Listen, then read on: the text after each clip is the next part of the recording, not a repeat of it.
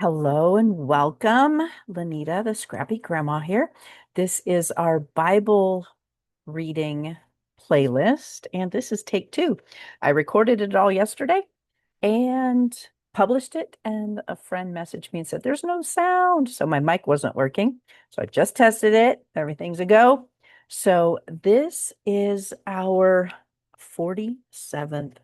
We only have maybe 7 weeks left until the end of the cycle, and then the new cycle starts over again, which is so exciting. And share this with your friends. Um, if you're not in our Agape Love group, share this with your friends. Let them know about the Agape Love group. And if you're not, then I'm sending you out an invitation right now. Um, to start the cycle with us. I think the new cycle starts in October, and we start at Genesis 1:1 in the beginning. And we go all the way through the end of Deuteronomy. So for the first five books of the Bible. And every year we peel back layers and learn more and apply and become. And it's just such a beautiful cycle. And the space is such a beautiful gift from the Most High. There's no backbiting, no gossip, no cattiness, no womanly stuff. It's women that truly want to come together and serve Him and those in their world. And it is beautiful and uplifting and encouraging and life-changing.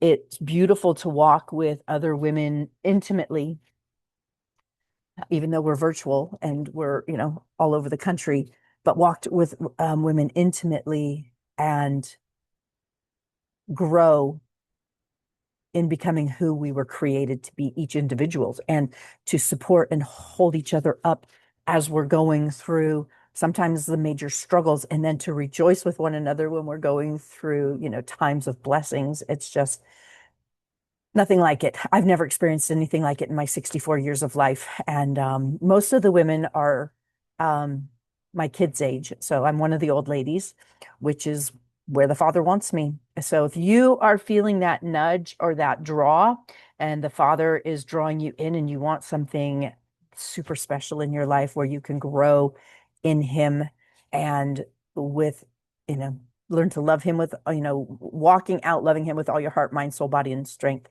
and walking out loving your neighbor as yourself. This is it. And so let me know, like I said, and if not, share my videos with some of your friends who might be interested. Because this is what we do. We read the Bible. And if you're in the group, we read the Bible and we get together. Our call days are Thursdays. We have an afternoon call and we have an evening call. And we just go over what we've read for the week, which is the portion for the week. And it's this weekly cycle. It's a yearly cycle that Jesus and the disciples did themselves. But they did it over a 3-year period of time, from what I understand in researching it. We now do it in a 1-year period of time. And it's so beautiful how it corresponds with the high holy days, or just the holy days. That are coming up. We've got our fall feasts that are coming up, and it miraculously aligns so perfectly, and then also aligns with what we're truly going through in our lives. And like right now, we're coming up to the month of Elul, which is the month before the feasts, and it is a time of introspection and repentance, and really digging in and seeing what we shouldn't still be carrying and what we can release and surrender and give up to be able to walk closer to the Most High. Repent. Maybe there's people that you need to forgive, or people that, or you need to work on, you know, I know for me, a lot, I was very much where I would just be judgmental and make comments about people, about their appearance, or about their character, about whatever, like I was so superior.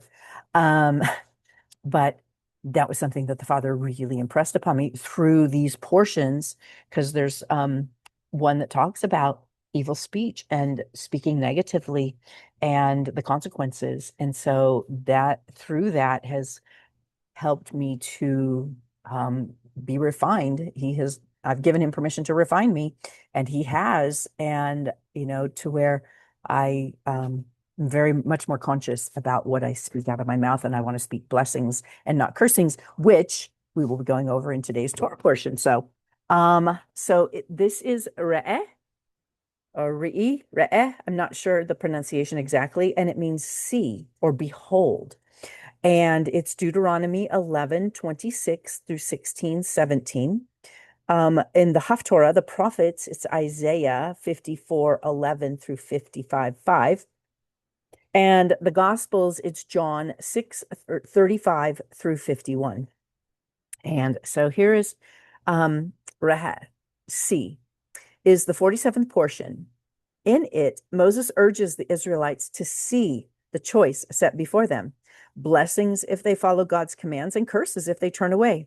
He provides specific instructions for worshiping God exclusively at the designated central sanctuary and warns against idolatry.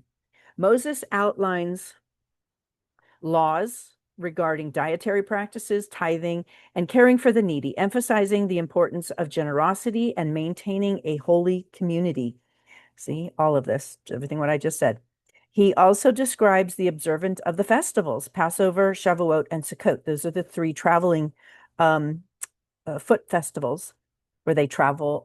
All the men are to travel to the sanctuary in Jerusalem, well, wherever he has his name. And in the first one, I think, it ends up being in Shiloh. So, um, so it describes the observance of the festivals, Passover, Shavuot, Sukkot, as opportunities to rejoice before God. Re'eh challenges the Israelite to align out their lives with God's will, making intentional choices that foster closeness to Him and affirm their trust in His covenant. It's exactly basically what I just said.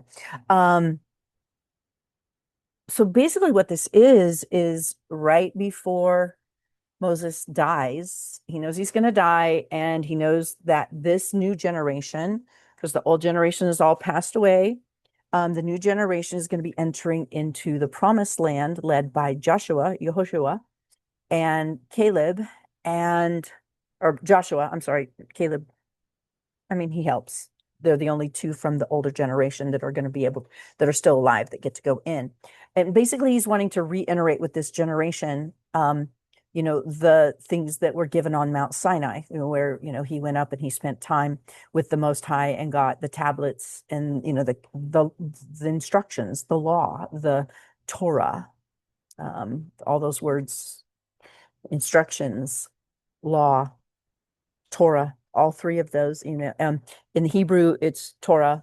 In the English Bibles, it's law, but its meaning is instructions. So he's just one last time, he's giving, this generation the do's and the don'ts. I can't. I got a riser, so it helps. And between the two of them, it's just too much. There we go.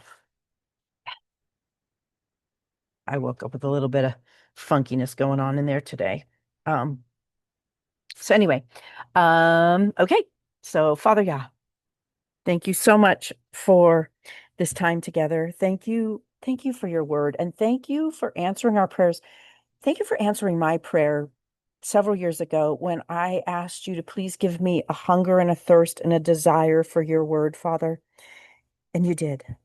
And you gave me such a passion and such a love for your Torah, for your instructions, and then showing me how this cycle that thousands of thousands and thousands and thousands of people are doing all over the world, all at the same time, which must please and honor you so much, to have so many of your children ahad, as one, coming together and reading your word. That's the beauty of the Torah portions for me, Father, is that your children all over the world are in unity, reading your word, the bread of life, learning about you. and learning how to walk in covenant with you and to become who we were created to become in the part of the body. Father, thank you so, so much. Father, I pray for everyone that this goes out to, that you will do the same for them. Give them a passion, a hunger, a thirst, a desire, a burning, burning desire to dig into your word and to learn how to walk in covenant with you, Father, and how to become who you created us to be, that channel, to be that useful vessel for your kingdom, to draw others unto you, my King. Bless this time. Don't let anything come out of my mouth that's not of you, Father, and bless everyone who's listening in Yeshua's name. Amen. Okay, so let me share my screen and get started with the reading. Takes me a second to adjust things. Share. Come on, there it is. Okay, and so I want to make sure 11:26. There we are. All right. No one will be, oh, I'm sorry, here we go. See, I am setting before you today a blessing and a curse. So here, just like what we were talking about, blessing and a curse. The blessing, if you listen to the mitzvot, to the instructions of Adonai, your God, that I am giving you today. And the curse, if you don't listen to the mitzvot of Adonai, your God, but turn aside from the way I am ordering you today and follow other gods that you have not known. And you'd be surprised what we create as little idols in our lives. I guess you probably wouldn't be surprised, but this instructs us to go idol hunting and to destroy and demolish them. So when Adonai, your God, brings you into the land you are entering in order to take possession of it, you are to put the blessing on Mount Gerizim and the curse on Mount Ebal. So when they go into the land, they go and they speak blessings over. They go up to Mount Gerizim, the Mount of Blessings, and they speak the blessings over there. And then they have others over on the Mount of Ebal, the Mountain of Curses, and they speak the curses over there. And there's a valley in between. Both are west of the Jordan. So this is when they go over the Jordan. They're in the promised land in the direction of the sunset. So it's across the Jordan, but it's to the east, sunset to the west, in the land, the Canaanites living in Arava, across from Gilgal, near the pistachio trees of Moreh. For you are to cross the Jordan to enter and take possession of the land Adonai your God is giving you. You are to own it and live in it, and you are to take care to follow all the laws and rulings I'm setting before you today. 12. The Lord chooses a place of worship. Here are the laws and rulings you are to observe and obey in the land of Adonai, the God of your ancestors, in the land that Adonai, the God of your ancestors, has given you to possess as long as you live on earth. Okay, so a lot of these can only be done properly in the land with a tabernacle, with a temple. But my personal opinion and what I have found and benefited from greatly is practicing them in exile, in dispersion. I mean, we've been dispersed and we're literally in exile. If you think about it, we're living in a country where most of its ways are not our ways, the world that we're living in. We are not a lot of its laws and practices are not things, we are foreigners living in a foreign land. But we can still practice these things like they did when they were taken in, like the Jews, when they were taken in to exile into Babylon. Now, when Assyria took the northern 10 tribes, they dispersed them, and those are the lost tribes, the 10 lost tribes that Yeshua came back for, the 10 lost tribes. But Judah, Benjamin, and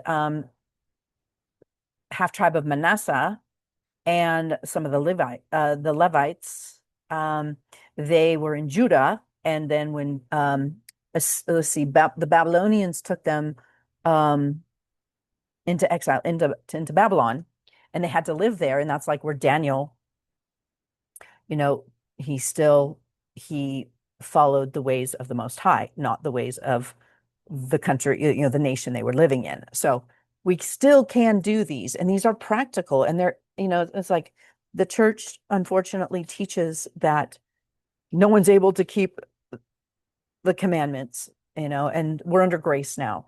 And we most certainly are able to keep the commandments. And it's the kind of thing where it's not you're doomed if you mess one up, it's you try again. You practice every year. You practice observing the feasts. Most of those feasts are for in the land, but we still practice them here so that when the millennial reign comes and Yeshua is here on earth, we are able, we're already there. We've already been practicing it. There's going to be some refining and fine tuning, I'm sure, but we have an idea of what's going on. Here, you must destroy all the places where the nations you are dispossessing serve their gods, whether on high mountains or hills or under some leafy tree. So, and now we need to do that. So we basically need to be looking under the trees and looking on the mountains and looking on the hills and looking in our lives. And this, like I said, this month of Elul coming up, that's exactly what we're going to be doing, preparing ourselves for the fall feasts, is destroying all of the things in our lives that have become idols. Break down their altars, smash their standing stones to pieces, burn up their sacred poles completely, and cut down the carved images of their gods. Exterminate their name from that place. That's what we have to do to ourselves. But you are not to treat Adonai your God this way. Rather, you are to come to the place where Adonai your God puts his name. He will choose it from all of your tribes, and you will seek out that place, which is where he will live, and go there. So he's going to be in the sanctuary, in the temple, eventually in Jerusalem. But I think, like I said, they spend some time in Shiloh and then go to Jerusalem. But I need to learn more about that. Now you will bring there your burnt offerings, your sacrifices, your tenth that you have set aside. So your tithe that you've set aside for Adonai, the offerings that you give, the offerings you have vowed, your voluntary offerings, and the firstborn of your cattle and your sheep. This is where you take your offerings up to the temple.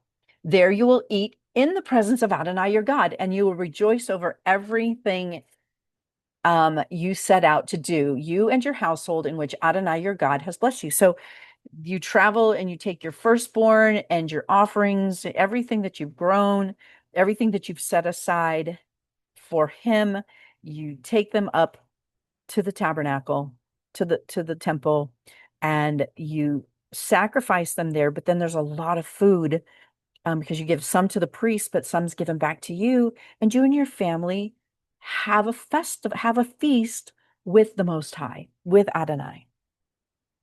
You will not do things in the way we do them here today, where everyone does whatever is right whatever in his own opinion seems right, because you haven't yet arrived at the rest and inheritance which Adonai your God is giving you. But when you cross the Jordan, and live in the land Adonai your God is having you inherit, and he gives you rest from all of your surrounding enemies so that you are living in safety, then you will bring all that I'm ordering you to the place where Adonai chooses to have his name live. Your burnt offering, sacrifices, tenths, and offering from your hand, and all the best possessions that you dedicate to Adonai. And you will rejoice in the presence of Adonai your God, you and your sons and your daughters, your male and your female slaves, and the Levi staying with you, inasmuch as he has no share or inheritance with you. So the tribe of Levi doesn't have, they don't have possessions and land. They live some live in the cities will be living in the cities of refuge. But then there's also some that live with the different tribes, from what I understand, of course. And then most of them camp around the tabernacle and tend to it. So, make sure that you take care of them. And, here it's talking about, loving your neighbor as yourself, taking care of your community, and rejoicing in the presence. You know what it's like when you get together with like-minded people. And then, like on Pentecost, on Shavuot, where the Spirit of God comes down, you're worshiping, you're rejoicing, and the Spirit of God comes down, and it's just otherworldly. And so that's what they were doing. They were going, that's where his presence on the glory seat, the holy in the Holy of Holies, um, where his presence was. And they went and they had a feast with the priests and the community. Be careful not to offer your burnt offerings just anywhere you see. So they have to be up at the temple. The offerings have to be taken to the temple, but do it in the place Adonai will choose in one of your tribal territories. There is where you are to offer your burnt offerings and do everything in order I order you to do. Now, of course, we can't burn, offerings currently, but what we do instead is we offer up prayer. And so in the place of burnt offerings currently. However, you may slaughter and eat meat wherever you live and whenever you want, in keeping with the decree to which Adonai your God has blessed you. The unclean and the clean may eat it as if it were a gazelle or a deer. So if they had gone out hunting and shot a gazelle or a deer, they can also slaughter, lambs from their flock, or an ox or a bull or whatever. It just can't be the firstborn, but it can be any of the others, especially now if the firstborn was born with a blemish, a defect, it's lame and something like that, then they can go ahead and eat it. And then I guess it would be the next firstborn. I'm not sure how that worked.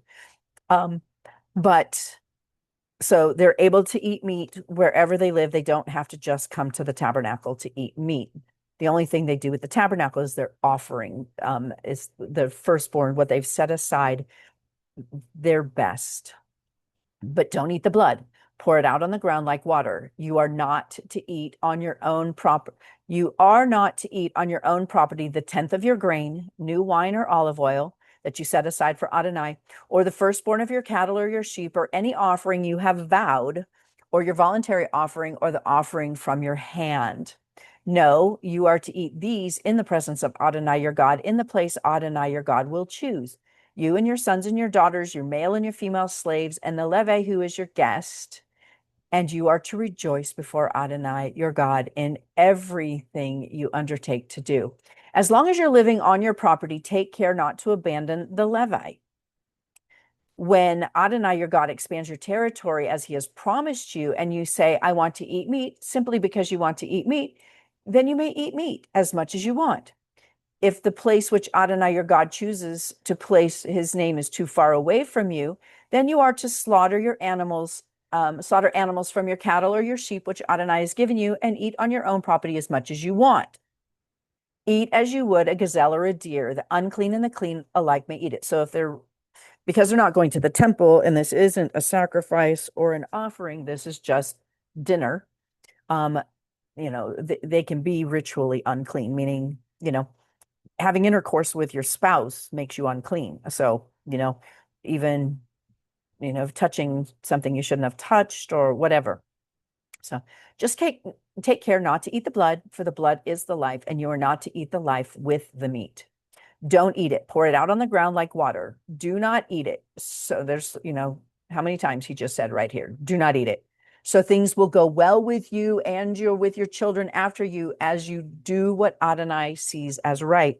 Right there is such a huge sentence, because we don't do these things to be saved. We do these things because we are saved and we're being redeemed and sanctified, and we want to walk in his way, and we want to fulfill our callings and our giftings and become the person he created us to be, so that we are that useful vessel in his body. So that the body doesn't have a limp or whatever, So, and to walk in favor and blessing, and to honor and bless him. Only the things set aside for God, which you have, and the vows you have vowed to make, you must take and go to the place where Adonai will choose. There you will offer your burnt offering, the meat and the blood on the altar, and Adonai your God, altar of Adonai your God. The blood of your sacrifices is to be poured out on the altar of Adonai your God, and you will eat the meat. Obey and pay attention to everything I'm ordering you to do so that things will go well with you and with your descendants after you forever as you do what Adonai sees as good and right. And, that just goes into the whole Proverbs of, you know, and well, as we go through here, you'll see, you know, you can have this, and then this, or, and then there's always going to be a pivot of, if you do this, then this, but if you do this, then that, if this, then that. Warning against idolatry. Here we go. When Adonai your God has cut off ahead of you the nations you are entering in order to dispossess, and when you have dispossessed them and are living in their land, interesting that they call it their land, be careful after they have been destroyed ahead of you not to be trapped into following them, so that you inquire after their gods and ask, how did these nations serve their gods? I want to do the same. You must not do this to Adonai your God, for they have done to their gods all the abominations that Adonai hates. They even burn up their sons and daughters in the fire for their gods. And so, they were offering their children up, and they probably had several children. And what's one, it's the whole thing of, and probably a baby, an infant, because the most innocent.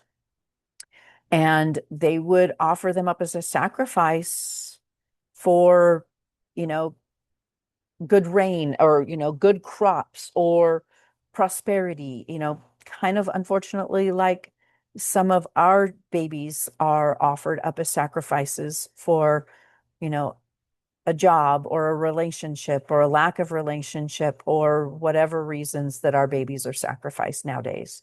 But it all comes down to who we're serving. And, I always thought, because I think, well, let me see where because I think in here it talks about just going in and completely destroying them. Everything I'm commanding you to do, you are to take care to do, and do not add to it or subtract from it. If a prophet or someone who gets messages while dreaming arises among you and gives you a sign or a wonder, and the sign or a wonder comes about as he predicted when he said, let's follow other gods, which you have not known, and let us serve them. You are not to listen to what that prophet or dreamer says. For Adonai your God is testing you in order to find out whether you really do love Adonai your God with all of your heart and being. So he does test. He tests us, and he will test our loyalty, and he will test, if you give him permission to. If you want to live the way you want to live and do what you want to do and not follow and serve him, he'll give you that freedom. But if you want him to purify you, to sanctify you, to help you clean out the stuff that's not healthy for you or anyone else, he will do it. And then he'll test you so that you can see yourself where you still have areas to surrender and purge and grow.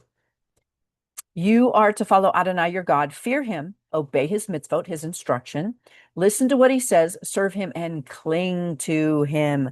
Man, let me tell you, over the past year, I've done a lot of clinging to him.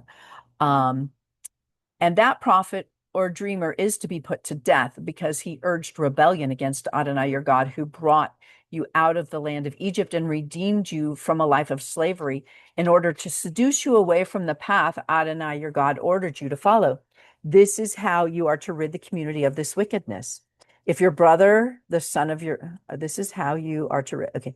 If your brother, the son of your mother, or your son, or your daughter, or your wife, whom you love, or your friends who mean as much to you as yourself, secretly tries to entice you to go and serve other gods, which you haven't known, neither you nor your ancestors, gods of the people surrounding you, whether near or far away from you, anywhere in the world, you are not to consent, and you are not to listen to him, and you must not pity him or spare him, and you may not conceal him. Means you got to turn him over. It gets worse. Rather, you must kill him. Your own hand must be the first one on him in putting him to death, and afterwards the hands of all the people. You are to stone him to death. So meaning you've got to throw the first rock. So if someone comes and tries to entice you to worship another god, kind of like the Midianite women did, but this is your own brother, this is your own household, this is your, the Israelites. Um, you've got to be the first one to throw the stone because he has tried to draw you away from Adonai, who has brought you out of the land of Egypt and out of a life of slavery. I would imagine that they'd be very careful about this. Then all Israel will hear about it and be afraid. There you go. So that they will stop doing such wickedness in and among themselves. And you know what? This is, if we had stronger penalties, we would have less people in prison. So we've made it much too comfortable for them.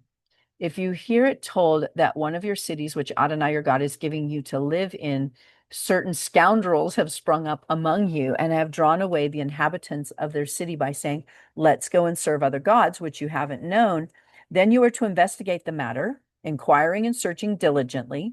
If the rumor is true, if it is confirmed that such detestable things are being done among you, you must put the inhabitants of that city to death with the sword, destroying it completely with the sword, everything in it, including its livestock.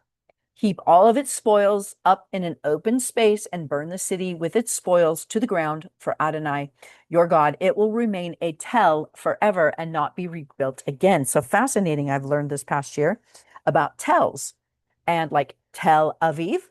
A tell is a mound that shows that there was at one point a civilization living there. And some mounds get built upon, and others stay desolate and are never built upon again. So it's going to remain a tell. It tells that there was, a city there, like Sodom and Gomorrah. There's no civilization there. We watch a lot of the Bible expedition on YouTube, which is biblical archaeology. It's fascinating to learn about tells and all the ancient civilizations.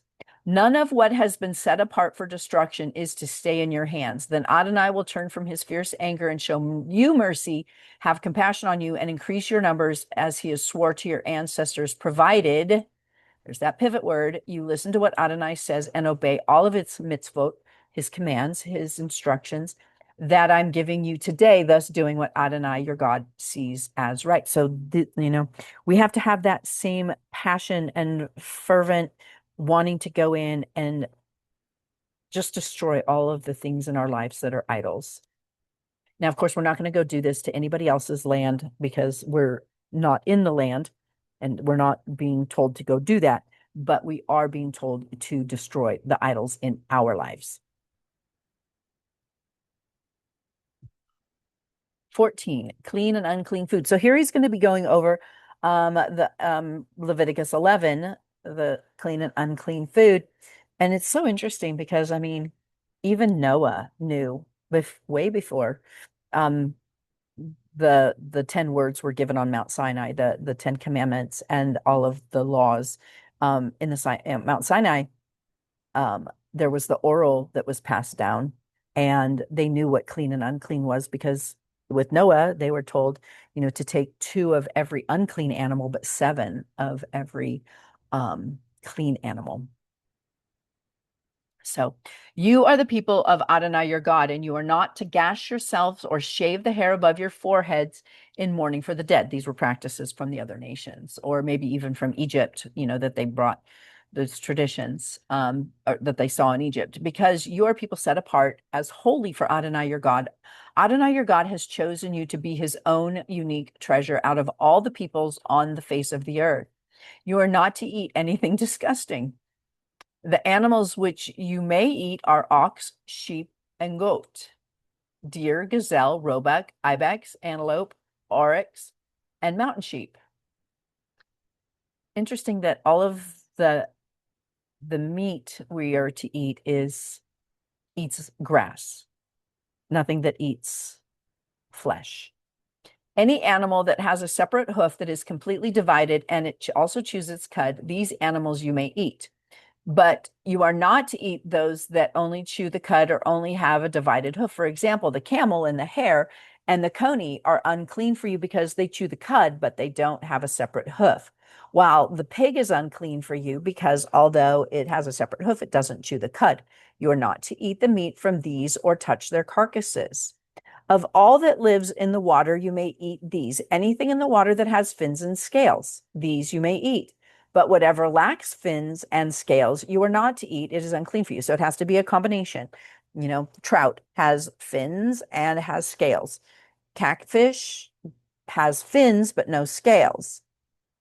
Crab has scales, but no fins. So you may eat any clean bird, but these you are not to eat: eagles, vultures, osprey, kites, any kind of buzzard, any kind of raven, ostriches, screech owls, seagulls, any kind of hawk, little owls, great owls, horned owls, pelicans, barn owls, cormorants, storks, any kind of heron, hoopies, or bats. So basically, all of these items, except for the bats are, ugh.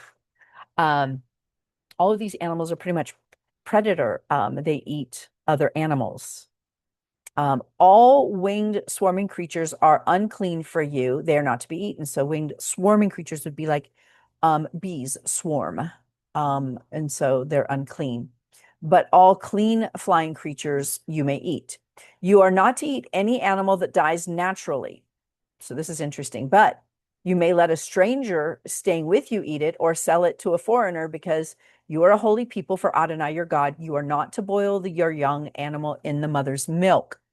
So interesting here, if an animal dies naturally, and so it wasn't slaughtered and the blood drained out. So it died, the blood has pooled in it, has stayed in it, and so that's unclean for people who choose to walk in covenant. But you can go ahead and other people can eat it. Clean animals. Tithes. Every year, you must take 1/10 of everything your seed produces in the field and eat it in the presence of Adonai your God in the place where he chooses to have his name live. You will eat the 10th of your grain, new wine, olive oil, and the firstborn of your cattle and your sheep, so that you will learn to fear Adonai your God always. But if the distance is too great for you so that you are unable to transport it because the place where Adonai chooses to put his name is too far away from you, then when Adonai your God prospers you, you are to convert it into money, take the money with you, and go to the place that Adonai your God will choose. So, you know, if it's too far and it's a long journey and the produce, say, is going to go bad by the time it gets there or whatever, they can sell their crops and such, and they can then take money to where the tabernacle is, the temple is, and buy what they want here. Well, this is interesting what they can buy and exchange the money for anything you want: cattle, sheep, wine, and other intoxicating liquor. I thought that was very fascinating. Or anything you please, and you are to eat there in the presence of Adonai and enjoy yourselves, you and your household. So basically, this is a time of libation. It's a time of rejoicing and having fun. And you can even drink alcohol and have fun. Don't be an idiot, but that goes without saying. But don't neglect the Levy, staying with you because he has no share or inheritance like you. So you got to make sure that you're generous. At the end of every 3 years, you are to take all the tenths of your produce from that year and store it in your towns.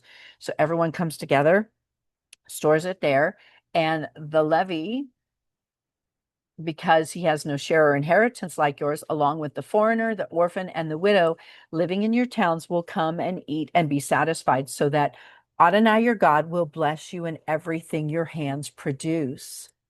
15, the sabbatical year. Ugh, the Shemitah year. At the end of every 7 years, you are to have a Shemitah. Here is how the Shemitah is to be done. Every creditor is to give up what he has loaned to his fellow member of the community. He is not to force his neighbor or relative to repay, because Adonai's time of remission has been proclaimed. So at the end of every 7 years, you may demand that a foreigner repay his debt, but you are to release your claim on whatever your brother owes you. In spite of this, there will be no one needy among you, because Adonai will certainly bless you in the land which Adonai your God is giving you as an inheritance to possess. If only you will listen carefully to what Adonai your God says and take care to obey all of these mitzvot I am giving you today. Yes, Adonai your God will bless you as he promised you.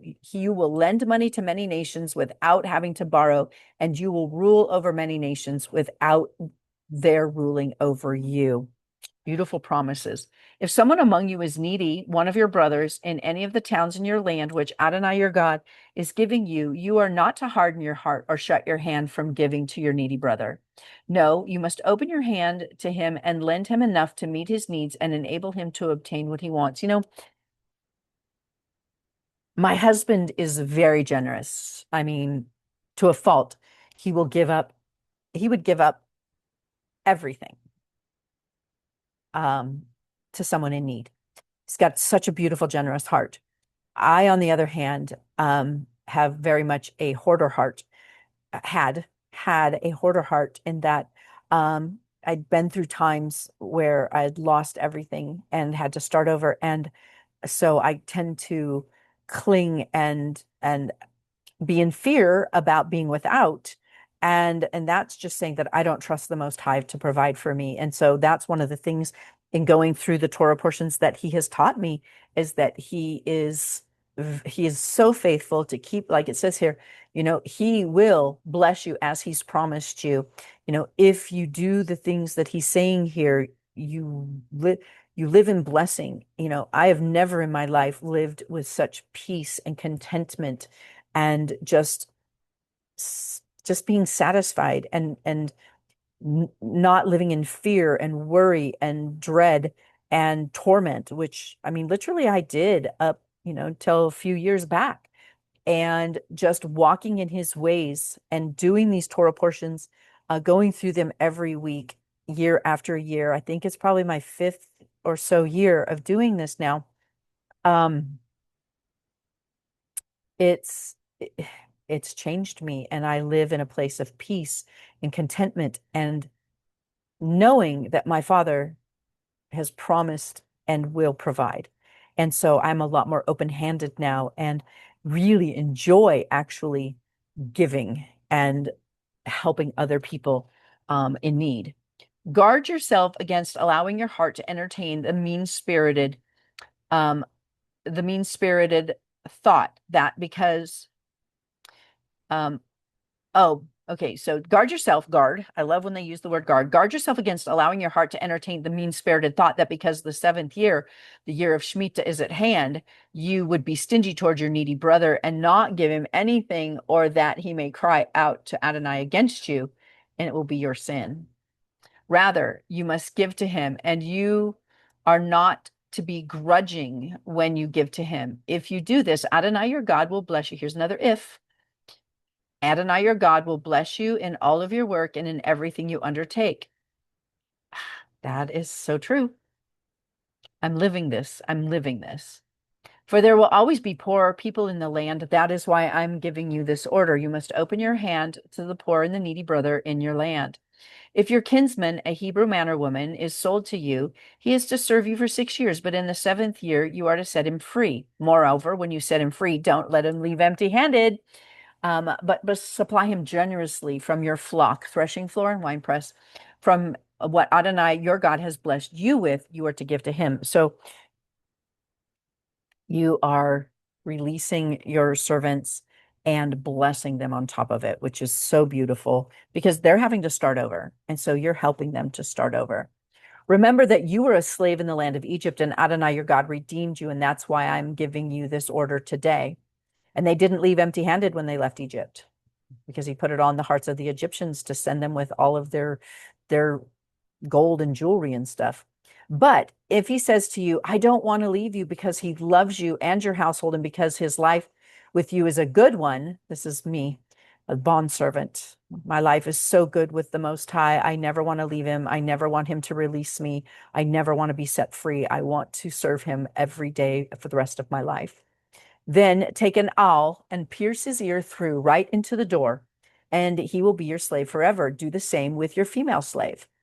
Don't resent it when you set him free, since during his 6 years of service, he has been worth twice as much as a hired employee. Then Adonai, your God, will bless you in everything you do. Look at all of these ifs, thens, buts, you know, and these are all doable. I mean, of course, we don't have slaves and servants, but all of the firstborn males in your herd and your cattle and in your flocks, you are to set aside for Adonai your God. You are not to do any work with the firstborn from your herd or shear your firstborn sheep. Each year, you and your household are to eat it in the presence of Adonai your God in the place which Adonai will choose. But if it has a defect, is lame or blind, or has some other kind of fault, you are not to sacrifice it to Adonai your God. Rather, eat it on your own property. The unclean and the clean alike may eat it, like the gazelle or the deer. Just don't eat its blood, but pour it out on the ground. And hold on here. We need to stop my Roomba. My house is literally humming with, I've got the freeze dryer going, the dehydrator going, the Instapot and the crock pot are taking a break currently, but they will be going again this morning. I've got fans, swamp cooler. What else? Oh, the ice maker. There's just so much buzzing and humming going on in my house. That's why this speaker is awesome, because it should be filtering out a lot of that. But yeah, when the Roomba goes, I just can't think straight. It's a grating on my nerves. So Passover. Observe the month of Aviv and keep the Passover to Adonai your God. For in the month of Aviv, Adonai your God brought you out of Egypt at night. You are to sacrifice the Pesach offering from flock and herd to Adonai in the place where Adonai will choose for you to have his name live. You are not to eat any hametz, any leaven with it. For 7 days you are to eat um, for 7 days you are to eat with it matzah, unleavened bread, the bread of affliction. For you came out of the land of Egypt in haste. Thus you will remember the day you left the land of Egypt as long as you live. So this is what I was talking about of practicing. No, we can't do this perfectly, because one, I don't have any lambs. I mean, I could buy one, but there's no tabernacle. There's no temple right now. And so no one is able to do these, but we can still observe, celebrate it, and practice, not killing the animal and the whole business, but just having a feast, having a dinner, and celebrate for the time that when we will be able to do these things. No leaven is to be seen with you anywhere in your territory for 7 days. None of the meat from your sacrifice on the first day in the evening is to remain all night until morning. So you eat everything up, or then you burn the rest. You may not sacrifice the Pesach offering in just any of the towns that Adonai your God is giving you, but at the place where Adonai your God will choose to have his name live, there is where you are to sacrifice the Pesach offering in the evening when the sun sets at the time of year that you came out of Egypt. You are to roast it and eat it in the place God, Adonai your God will choose. In the morning, you will return and go to your tents. So isn't this awesome? For Pesach, for Passover, they all come together at the tabernacle. They butcher their lambs. They give, and they have a big celebration, a big barbecue. For 6 days, you are to eat matzah. And they stay there. They have their tents. They brought their tents with them. They're hanging out in their tents, and they stay there for a full week and celebrate the Feast of Unleavened Bread.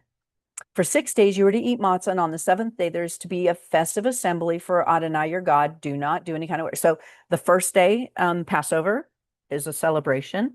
Then they eat unleavened bread all week, and then the last day is a celebration. So there's a whole week with a party on each end. Feast of Weeks. This is Shavuot. We just had this a few weeks ago. You are to count 7 weeks. You are to begin counting 7 weeks from the time you first put the sickle to the standing grain, which is barley at that time. You are to observe the festival of Shavuot weeks. Also, it's now called Pentecost. It's when it commemorates when the tablets, the law, the 10 words, the 10 commandments was given on Mount Sinai. And then later in generations, it commemorates when the Holy Spirit came down. So we have, truth and spirit, worship him in spirit and truth. We have the Torah. The Torah was given and the Spirit was given. For Adonai your God with a voluntary, so here you observe the festival of Shavuot for Adonai your God with a voluntary offering, which you are to give in accordance with the degree of which Adonai your God has prospered you. So this is, you bring what you're able. And, but this is another one where they go up to the temple. You are to rejoice in the presence of Adonai your God, you and your sons and your daughters, your male and your female slaves, and the Leviim living in your towns, and foreigners, orphans, widows living among you in the place where Adonai your God will choose to have his name live. Remember that you were a slave in Egypt, then you will keep and obey these laws. And then the Feast of Booth, this is coming up in a couple months. The Feast of Tabernacles. There, you shall keep the festival of Sukkot for 7 days. Sukkot means booths or tabernacles. Booths. For 7 days after you gathered the produce of your threshing floor and wine press. This is in the fall, so these will be all of the things that are harvested in the fall. Rejoice at your festivals, you and your sons and your daughters, your male and your female slaves, the Leviim and the foreigners, orphans, widows living among you. 7 days you are to keep the festival for Adonai your God in the place Adonai your God will choose, because Adonai your God will bless you in all of your crops and all of your work, so that you are full of joy. So it's a harvest festival, basically, that lasts a week. 3 times a year, all of your men are to appear in the presence of Adonai your God in the place which he will choose at the festival of Matzah, at the festival of Shavuot, and at the festival of Sukkot. They are not to show up before Adonai empty-handed. That's, you bring your offering or you bring your money and you buy offerings. But every man is to give what he can in accordance with the blessing Adonai your God is giving you. So that is the Torah portion. Now we're going to go to Isaiah 54, 11 through 55:5. So this is Isaiah, and this is when they are, let's see, and he is speaking to Judah. Isaiah is prophesying to Judah. Storm-ravaged city, unconsoled, I will set your stones in the finest ways and lay your foundations with sapphire. Make your windows shine with rubies and your gates with garnet and your walls with gemstones. So they're I'm pretty sure Judah is in exile right now in Babylon, and he's prophesying about the future time when the Messiah comes. All of your children will be taught by Adonai. Your children will have great peace. In righteousness, you will be established far from oppression, with nothing to fear, far from ruin, for it will not come near you. Any alliance that forms against you will not be by my doing. Whoever tries to form such an alliance will fall because of you. It is I who created the craftsman who blows on the coals and forges weapons suited to their purpose. Isn't that a beautiful picture? I also created the destroyer to work havoc. So the enemy and the demonic forces, he created them, and he has a purpose to create havoc, because a lot of times we kind of need chaos and havoc to snap us out of our slumber and to wake up and realize that we're being stupid sometimes. No weapon made will prevail against you. In court, you will refute any accusation. The servants of Adonai inherit all of this. The reward for their righteousness is from me, says Adonai. All of you who are thirsty, come to the water. You without money, come and buy and eat. Yes, come. Buy wine and milk without money. It's free. Why spend money for what isn't food, your wages for what doesn't satisfy? Listen carefully to me, and you will eat well. You will enjoy the fat of the land. Open your ears and come to me. Listen well, and you will live. I will make an everlasting covenant with you, the grace I assured David. I have given him as a witness to the peoples, a leader and a lawgiver to the peoples. You will summon a nation you do not know, and a nation that doesn't know you will run to you for the sake of Adonai, your God, the Holy One of Israel, who will glorify you. Interesting. Next, John 6, 35 through 51. Yeshua answered, I am the bread which is life. Whoever comes to me will never go hungry, and whoever trusts in me will never be thirsty. I told you that you have seen, but still don't trust. Everyone the Father gives me will come to me, and whoever comes to me, I will certainly not turn away. So our job isn't to try, and this is one of the really important things in our women's group that we live by, is it's not our job to convict, convince, or convert anybody of anything. That's the Holy Spirit's job. Our job is to keep our nose on our own face, keep our own side of the street clean, and be a light and an example that would draw people, but not to try to convince, convict, or convert anyone. So, and here it is, Yeshua himself is saying, everyone the Father gives me will come to me. So we pray for the people that we want to surrender their lives to him. For I have come down from heaven and do not my own will, but the will of the one who has sent me. Is that what we're doing in life? Are we not doing our own will, but doing the one who has sent us? And this is the will of the one who sent me, that I should not lose any of those he has given me, but should raise them up on the last day. Yes, this is the will of my Father, that all who see the Son and trust in him should have eternal life, and that I should raise them up on the last day. At this, the Judeans began grumbling about him because he said he was the bread of life, which comes down from heaven. They said, isn't this Yeshua ben Yosef? We know his father and his mother. How can he now say, I have come down from heaven? Yeshua answered them, stop grumbling to each other. No one can come to me unless the Father, the one who sent me, draws him. There we go. Not our job.